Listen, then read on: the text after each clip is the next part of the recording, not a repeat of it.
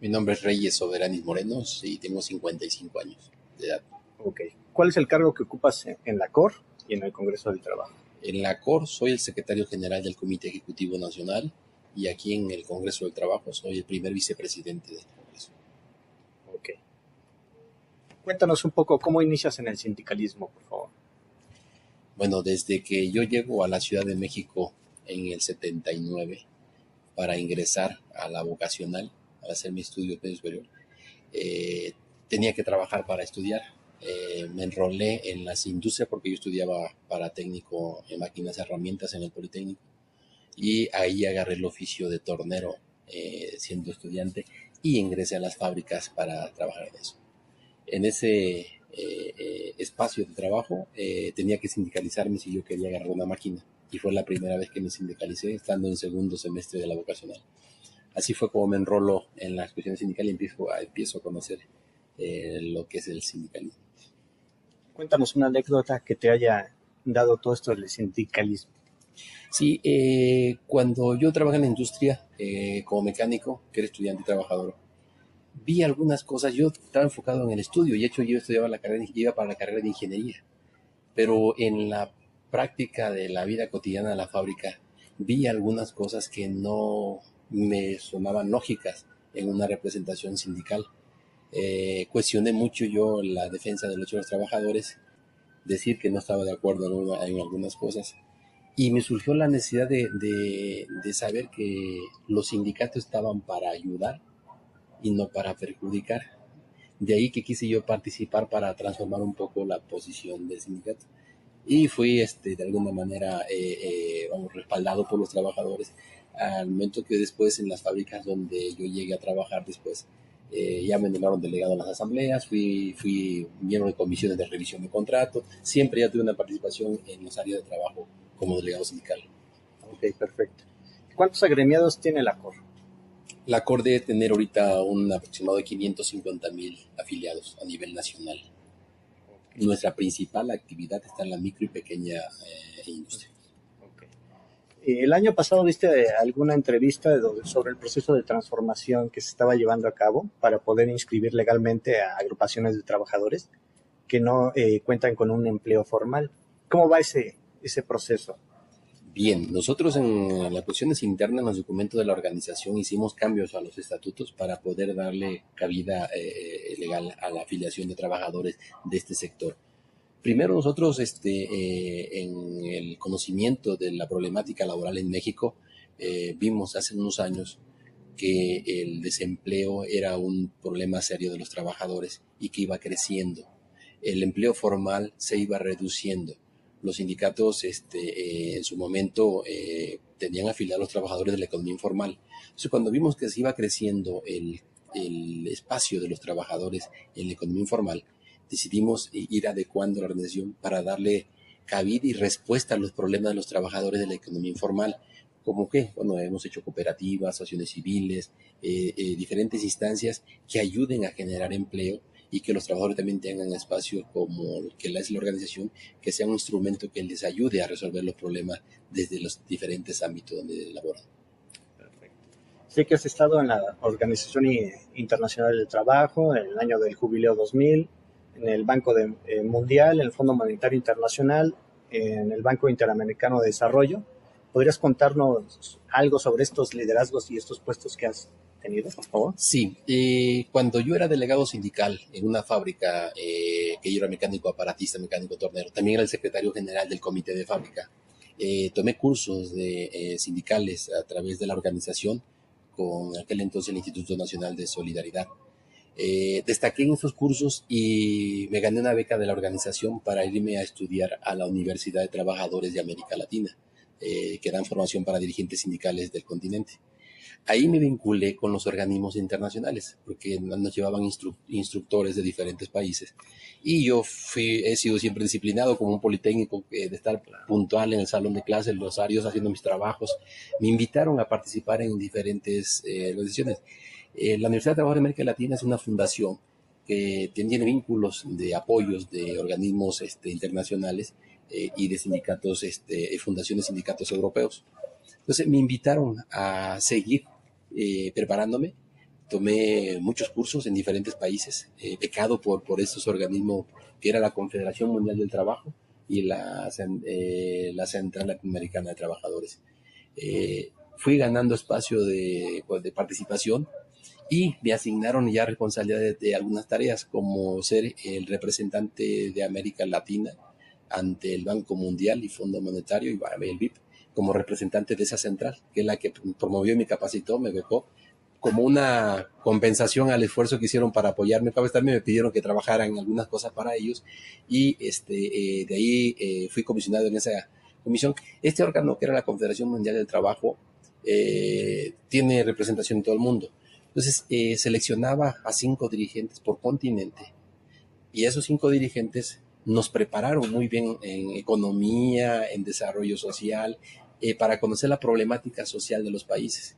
Entonces nos preparaban muy bien, eran estudios intensos porque eran internados de 10, 15 días para prepararnos y podernos mandar ya como comisionados, nos acreditaron ante estos organismos internacionales para ir a reunirnos con los directivos de esos organismos y llevar una posición de análisis y de los efectos que causaban las políticas de estos organismos que se aplican en los países de América. Entonces fue algo interesante, fue un aprendizaje muy, muy intenso, donde sí conocimos la realidad de los países, conocimos la realidad de América Latina principalmente, y pudimos señalar ante esos organismos los efectos que causan algunas políticas de estos organismos internacionales en los países, por recomendaciones que hacen a los gobiernos. Entonces esa era una parte primordial que nos tocaba hacer, y eso nos dio también el espacio de que en estos organismos hicimos críticas serias, constructivas, que después nos invitaban a ser críticos de ellos mismos en los foros como de Davos. Yo tuve invitaciones para participar en mesas para hacer crítica de las políticas que tienen estos organismos. Eso fue la cuestión de la representación ante los organismos internacionales. En el año 2000, el Vaticano decretó como el año del jubileo. Yo ya participaba a nivel internacional. Me invitaron a ser comentarista de esa conferencia mundial, donde se analizaron los temas. Me tocaba estar parte de América a mí. Dentro de esas conferencias que se hacían mundial, se sacaban análisis y problemática de los países. En el caso de América, uno de los temas que me tocó a mí llevar como defensa de América ante los organismos internacionales era, por ejemplo, porque se había acordado en las conferencias, la condonación de la deuda externa de los países más pobres de América. Y se elaboraron documentos, hicimos misiones con los diferentes continentes y fuimos a los países. Entonces yo fui miembro de la delegación que fuimos a hacer la solicitud a estos organismos de este tipo de cosas, como la condonación de la deuda externa de los países. Lo logramos, creo que uno nada más, no son 2 países de América, que fue Haití y no recuerdo el otro. Entonces, esas tareas las llevábamos como representante ya del continente ante estos organismos. Fueron las participaciones que yo tuve en el internacional. Seguí teniendo el apoyo de este organismo, que es la Confederación Mundial de Trabajo, la Universidad de Trabajo de América Latina, y mi visión era prepararme a nivel sindical más fuerte. Estuve en el Instituto de Estudios Sindicales de Europa, estuve en la OIT tomando diplomados de principio y fundamento del derecho laboral. O sea, sí tuve una etapa de preparación. Entonces hubo un tiempo que yo me dediqué a estar viajando mucho, pero aproveché la oportunidad que me dieron de destacar en mi participación y la oportunidad que me dieron de seguir participando. Wow. Todo esto que has aprendido en otros países, ¿cómo lo has aplicado aquí en México? Que tú digas, fue un logro que pude aprender de todo lo que allá agarré y lo basé aquí. ¿O qué te gustaría implementar aquí en México? Bueno, la forma de participación y discusión dentro de las organizaciones en México a nivel internacional. Yo tuve participación en foros de sindicatos europeos y de América. Tuve la oportunidad de conocer la dinámica de participación de la toma de decisiones en las organizaciones. Entonces, en mi organización yo aporté elementos para la transformación de los documentos básicos de la organización. O sea, fuimos participantes en las reformas de los estatutos de las naciones, que en ese entonces, te hablo cuando yo ya tomo un cargo en la organización, era muy difícil que las dirigencias ya con señores de edad pudiera haber cambios para abrir los espacios a los jóvenes, por ejemplo, ¿no?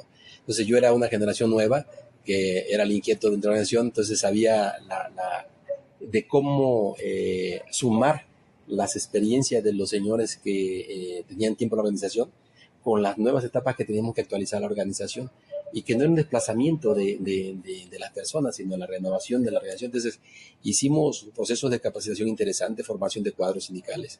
Y aquí en la organización, bueno, ponerla al día en la cuestión de la gestión sindical que tenemos nosotros, ¿no? Entonces, una de las políticas que maneja la organización es que, por ejemplo, la asistencia del asesor sindical en los centros de trabajo debe ser permanente. Y nosotros como política es que una vez cada 8 días tiene que estar el asesor externo en los centros de trabajo, aparte de la estructura sindical que se genera dentro de las empresas. Entonces tenemos una vida dinámica intensa, porque nosotros, nuestra principal actividad, lo digo, es en la micro, pequeña industria. Tenemos también grandes empresas.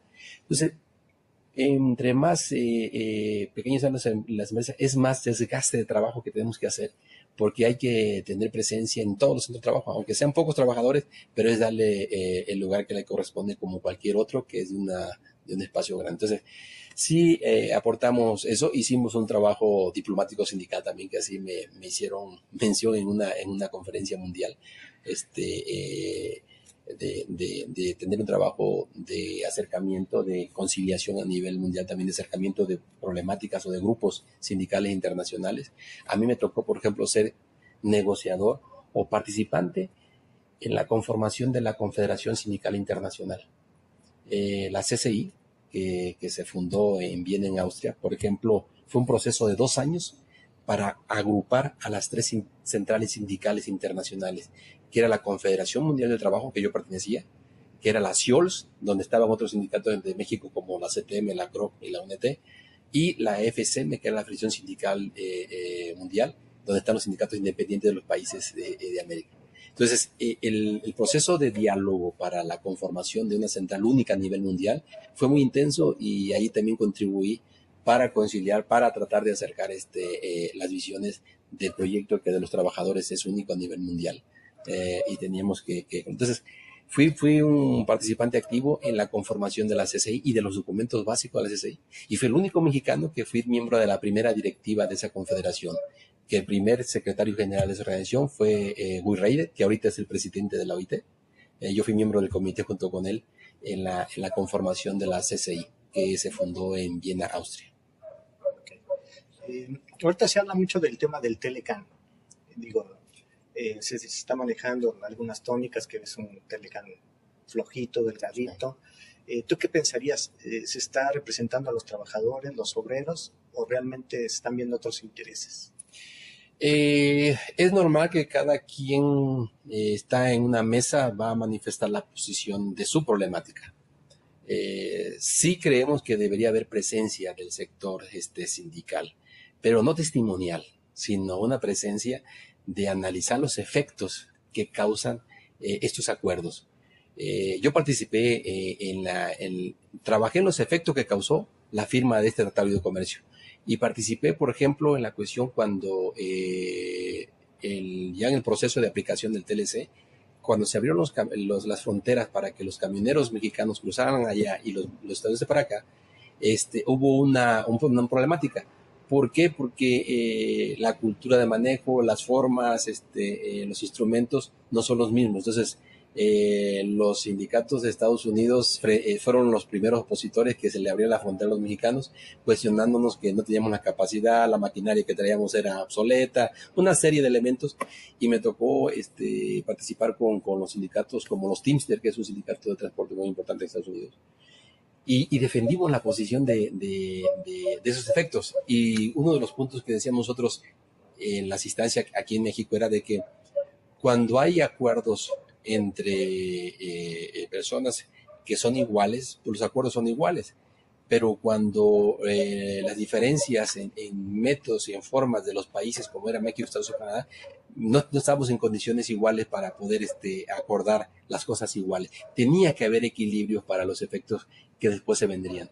Entonces, en esta ocasión también a mí me llama la atención, me preocupa que pueda haber acuerdos que después suframos efectos los trabajadores o en la política de los trabajadores. Entonces, sí nos ayudó el TLC, por supuesto, porque vino más inversión, se abrieron las fronteras, nos provoca que seamos más competitivos, pero hay efectos que también dañan, y esos son donde los sindicatos de manera profesional deben de participar en esta mesa para cuidar la parte de los beneficios laborales, de los derechos sociales. Los sindicatos a nivel mundial se los tienen considerados, por ejemplo, los organismos internacionales. Siempre en los acuerdos internacionales se abren espacios, por acuerdo de los gobiernos, a la sociedad civil. Ya no como sector, sino a la sociedad civil, donde entran académicos, intelectuales, ahí entran los sindicatos. Entonces, es importante que haya la opinión. ¿Existe ahorita? Están los mecanismos, pero no hay la participación real. O sea, sí están los instrumentos, por ejemplo, en el Tratado de Libre Comercio México-Unión Europea, por obligación en los acuerdos, habla de que tiene que tener la participación de la sociedad civil. Y está registrado, o sea, es una obligación. Y de hecho, siempre que ha habido una reunión México y Unión Europea para ver eso, previo a la cumbre de los gobiernos, tiene que haber la reunión de la sociedad civil, donde participamos sindicatos, académicos, tanto de Europa como y lo hacemos aquí en México y lo hacemos en Europa. O sea, yo dejé de participar porque ya no me invitaron en su momento, pero era para analizar precisamente eso, que cuando llegaron los gobiernos, tuvieran el punto de vista de nosotros en los espacios. Entonces pudimos participar allí en hacer saber los efectos que vemos nosotros desde el punto de vista de los trabajadores. Entonces yo creo que aquí es importante que en este sí haya la participación de los trabajadores para tener una opinión, sobre todo de que ayude a que los efectos sean de beneficio para todos, no que se beneficie un solo sector y tenga prejuicios otro. ¿Tú sí aceptarías una invitación para estar en las mesas de trabajo del TLC? Por supuesto, o sea, yo sí haría, ya lo he hecho a nivel internacional, lo he hecho con los sindicatos y no solamente los sindicatos, porque en esas reuniones de la sociedad civil van todos. O sea, van los académicos, las universidades, van los intelectuales, van los sindicatos, de trabajo del campo. O sea, es más amplio que una cuestión sindical. Y cada quien en esos espacios hay que hacer saber la opinión de nosotros en esas. Entonces sí he participado yo en estas reuniones a nivel internacional. Desgraciadamente a veces no ha sido por invitación de las autoridades mexicanas, ha sido por organizaciones internacionales que me han invitado a participar en este tipo de eventos. Okay. Pasemos a lo que es la reforma laboral. Sí. Sabemos que se encuentra atascada en el Senado, se dice que no hay representación de los obreros. ¿Qué me puedes decir de este caso? Sí, creo que la reforma que se hizo constitucional el año pasado abrió el espacio a adecuar las normas laborales en México de acuerdo a las realidades que se viven ya en este presente. Ahí se mandata que se reforme la ley secundaria, o sea, la reglamentaria, que es la ley del trabajo, y que había un plazo de que se hiciera a más tardar el 24 de febrero de este año. No se dio. Yo entiendo que por muchas razones. Primera, por posición de los diferentes actores que deben participar en esto. Y creo que ahorita en las condiciones actuales, si se hubiera hecho, hubiera generado mucha polémica. En primera, porque no fueron considerados toda la representación del sector, al menos obrero, puedo decirlo, porque aquí yo dialogo con muchas centrales sindicales que no tuvieron la oportunidad de poder participar o opinar, cuando menos, en esta confirmación. Creo que cualquier cambio a cualquier ley debe estar por encima los derechos humanos, los derechos laborales, los derechos sociales de los trabajadores. Entonces, en ese sentido debe de estar la participación enfocada a defender esa parte de intervención de los sindicatos. Para la próxima legislatura, yo creo que sí va a haber un representante de los sindicatos. Por parte de la CTM va a estar el licenciado Aceves del Olmo, en plurinominales al Senado. ¿Crees que ahí va a estar ya representado la clase obrera, los sindicatos, todo esto, para llevar a cabo la reforma laboral? Lo vemos muy difícil. Mira, la representación del sector laboral, de los trabajadores en las cámaras se ha ido disminuyendo a través de los últimos años. El sector obrero llegó a tener hasta 80 diputados. Entonces, hablar que en esta ocasión, en la legislatura que está terminando, no llega ni a 8. En esta se reduce aún más. Entonces, sí ha perdido presencia el sector de los trabajadores en esos órganos. Y hay que ver por qué causas, o sea, sí tenemos que revisar por qué causa ha perdido la participación en este sector, que creo que es necesario que haya una representación de todos los sectores, no hablo del sindical, pero equilibrado, o sea, debe haber un equilibrio entre las representaciones de los parlamentos en México, que eso no se da. Aquí quien más fuerza tiene es quien más impone con el número de representaciones, y eso no ayuda al país. Debe haber mecanismos dentro de los partidos y dentro de los procesos electorales, que haya representación equitativa de la sociedad, que vemos que no lo hay. Y por otra, bueno, ya con una debilidad de presencia en inversión, limita más o dificulta más posturas de posiciones de los trabajadores para defender o cohesionar un cambio a las leyes. Precisamente eso que mencionas, y bueno, se ha mencionado en los debates presidenciales, eh, que los sindicatos son unos elefantes blancos que solo sirven para favorecer a algunos, y esto viene así como a detonar el boom por la presencia de Napoleón Gómez Urrutia. Sí. Entonces, se viene a formar esta bola de nieve que dice que los sindicatos no sirven para nada. ¿Tú qué opinas de esto? Miren, los sindicatos en un momento se llegó a cuestionar que eran un mal necesario. Los sindicatos a través del tiempo, y yo soy un autocrítico de los sindicatos, sí se han perdido algunos objetivos de la misión que tienen los. Cuando surgen los sindicatos, ¿por qué surgieron? Por un desajuste, por un desequilibrio en el desarrollo de la propia sociedad y también de los trabajadores. Y surge como un instrumento, o sea, como una herramienta para los trabajadores, para lo que estaban siendo más desprotección que los que tenían la inversión, buscar esos equilibrios que ayudaran a superar esos problemas. Y eso fue bueno porque a través de cuando surge el sindicalismo, surge con esa intención de que sea ese instrumento, esa herramienta, para defender lo que se estaba logrando en ese momento, pero también para cambiar las condiciones en beneficio de los trabajadores. Buscar ese equilibrio entre los factores de la producción. A través del tiempo ha habido también personajes que se han incorporado en la vida sindical, que han desvirtuado la esencia y el origen de los sindicatos.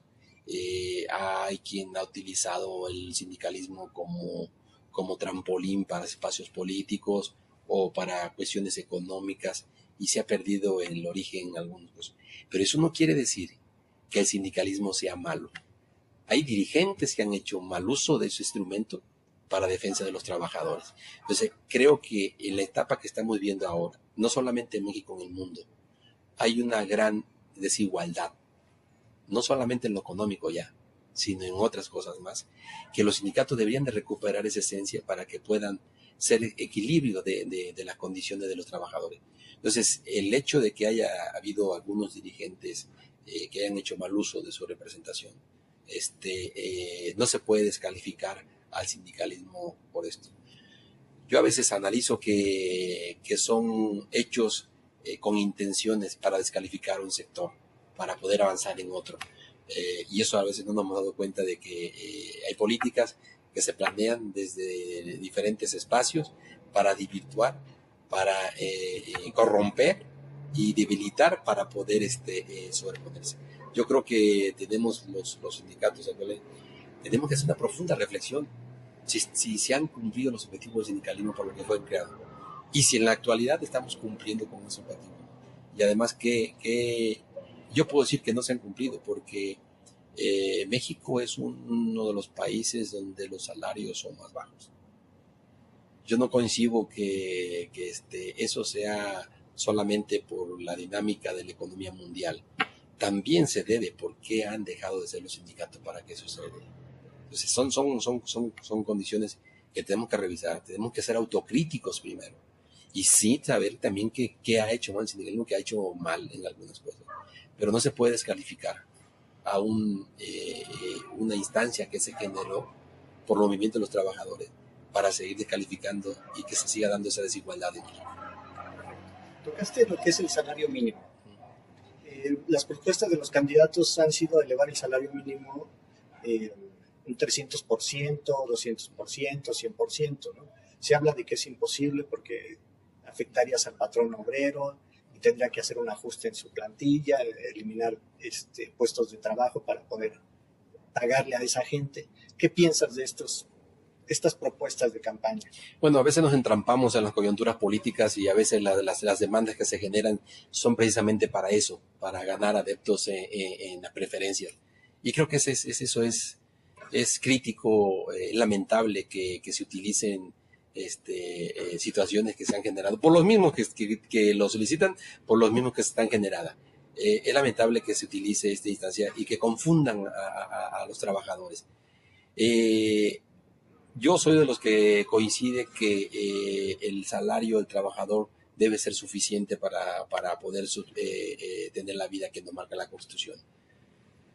No coincido con aquellos de que frenar el crecimiento de los salarios controla la economía. No. Mientras más salarios bajos hay menos consumo, porque no le alcanza al trabajador para consumir. Entonces el mercado interno se debilita. Y uno de los crecimientos en los países de primer desarrollo es los salarios son suficientes para poder subsistir, para poder vivir. Entonces, yo creo que ahí sí esa política de la contención de los salarios para que haya una estabilidad económica, el sacrificado del trabajador. Siempre ha sido el trabajador. En México tenemos esos grandes desequilibrios. O sea, tenemos esa. Entonces, los salarios de los trabajadores deben de mejorar si queremos que el país mejore. No se puede solamente sujetar una política económica en proteger la macroeconomía y no atender la microeconomía. México va a avanzar si hay un fortalecimiento del mercado interno, o sea, que haya más demanda, que haya más compra para poder enriquecer. Digo, políticas mundiales que se han dicho como ejemplo, en el caso de Henry Ford, ¿no? Cuando hizo el auto, o sea, que tenía que haber su salario para que compraran lo que él producía. Aquí en México a veces nos podemos convertir en eso, en un país maquilador, porque no le interesa que haya consumo de eso, sino que se va para el otro lado. Y no debe ser así. Tiene que haber consumo de materia prima nacional, tiene que haber consumo de los bienes y servicios que se generan por la mano de obra mexicana, y debe ser los salarios suficientes para alcanzar eso. Yo creo que los salarios van a fortalecer el mercado interno y podemos mejorar las condiciones de una recuperación de una clase media que es necesaria en México, que se ha ido disminuyendo. Perfecto. ¿Qué piensas de estas empresas que te contratan por medio de outsourcing, que vinieron a modificar las condiciones de trabajo y la indemnización legal? Eso es un mecanismo de explotación de los trabajadores a través de instancias que se generan como el famoso outsourcing. Deplorable el que se contenga el crecimiento de los trabajadores a través de esos mecanismos. El intermediarismo en México es algo que le ha hecho daño, y no solamente en el empleo.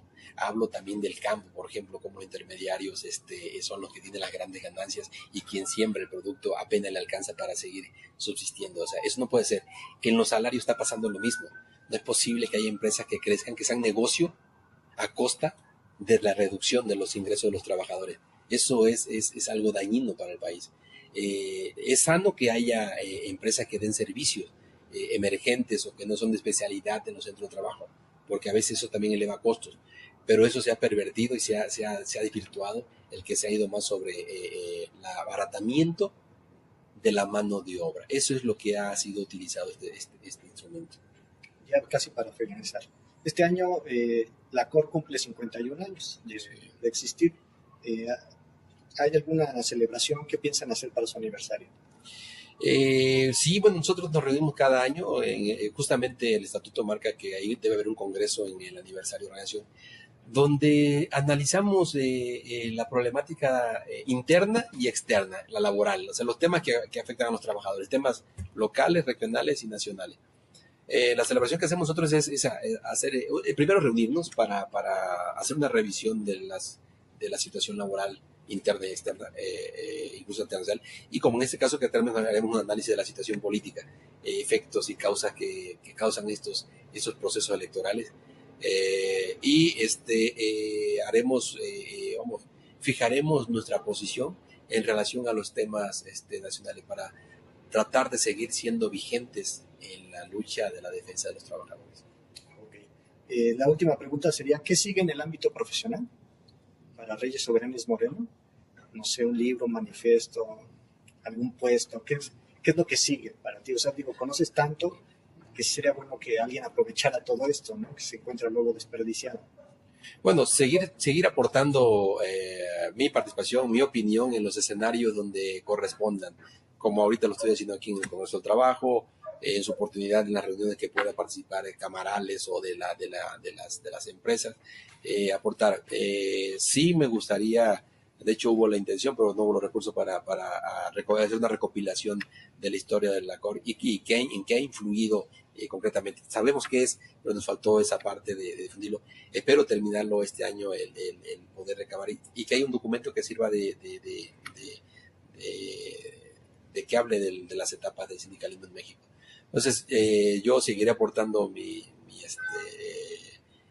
esfuerzo en cualquier espacio que ayude a despertar la participación y la opinión de los trabajadores. Muchas gracias. No, gracias a ustedes.